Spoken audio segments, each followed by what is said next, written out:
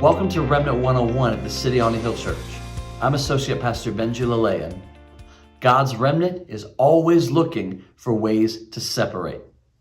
The first verse I want to read is in James chapter 4, verse 4, which says, "Adulterers and adulteresses, do you not know that friendship with the world is enmity with God? Whoever therefore wants to be a friend of the world makes himself an enemy of God." And one more verse in 2 Corinthians 7, verse 1. It says, "Therefore, having these promises, beloved, let us cleanse ourselves from all filthiness of the flesh and spirit, perfecting holiness in the fear of God." So I started off by saying that God's remnant is always looking for ways to separate. Another way you could say that is, if you're God's remnant, because this is a part of holiness, you never allow yourself to think that you've done enough. Separation is an active and ongoing thing that requires diligence. The verses that I read, talking about cleansing yourself from all filthiness and not being a friend of the world, do you think that all that is a one-time thing that needs no further attention? Let me put it into perspective with what 1 Peter said about the devil. It described him as walking about like a roaring lion, seeking whom he may devour. Now, most people focus on the words roaring lion and devour when reading that verse, but the words walking and seeking show that what he is doing in all of his schemes is active and ongoing. And my dad and I both have said before that he's not afraid to play the long game.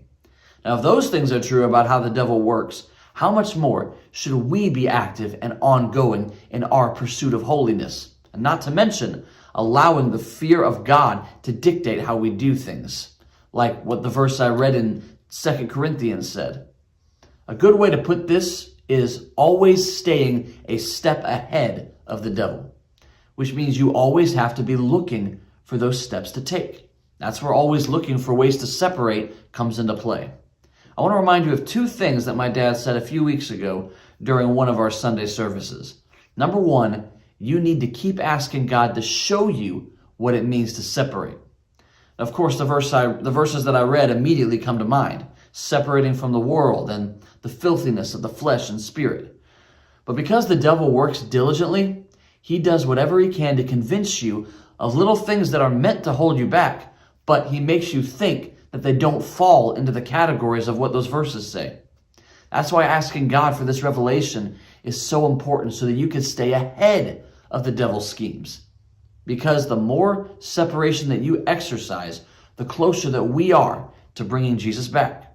Number two, we have to apply separation to everything. In other words, separation at all costs. What are you willing to give up? There can't be that one thing that in the back of your mind you think, I really hope I don't have to give that up. Like my dad said last week, this applies to things like people and even accomplishments. Things that people would post on social media about accomplishing and then wrapping it in a brief sentence of glory to God. That puts those accomplishments in a place of high regard, when bringing Jesus back is the only thing that needs any regard. Because separation must apply to everything. Always finding things that we need to count as rubbish. Always looking for ways to reject the world, ways to please God at all costs. Those are the kind of people that they are the remnant, and they are the people who will bring Jesus back.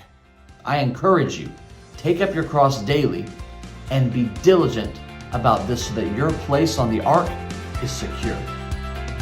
God bless you.